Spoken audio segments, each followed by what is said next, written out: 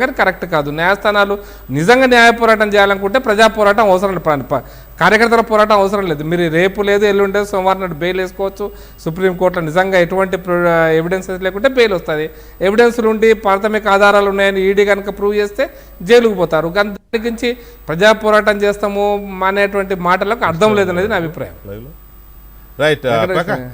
ప్రకాష్ రెడ్డి గారు మనతో కాంగ్రెస్ పార్టీ నాయకులు రామచంద్రారెడ్డి ఉన్నారు, వారితో కూడా మాట్లాడదాం. రామచంద్రారెడ్డి గారు, ఇది బీజేపీ కాంగ్రెస్ కలిసి చేసిన కుట్ర అంటున్నారు.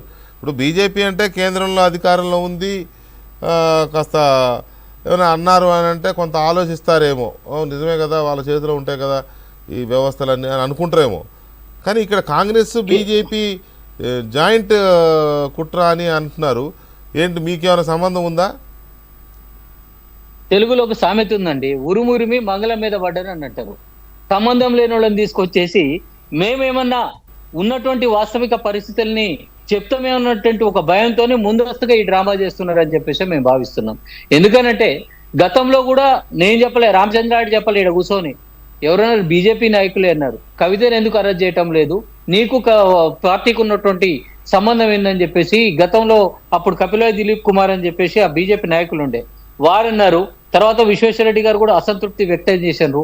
ఈ విధమైనటువంటి పరిస్థితులలో ఈ రోజున రేపు నోటిఫికేషన్ వస్తున్నది, పార్లమెంటరీ లోక్సభ ఎన్నికలకి నోటిఫికేషన్ వస్తున్న సమయంలో ఈ విధమైనటువంటి ఈ హల్చల్ చేస్తుంటే దీన్ని ఏమనుకోవాలనో వాళ్ళిద్దరి మధ్యనే ఉన్నది, వాళ్లే ఆన్సర్ చేయాలి తప్పితే కాంగ్రెస్ పార్టీకి దీనికి సంబంధం లేదు.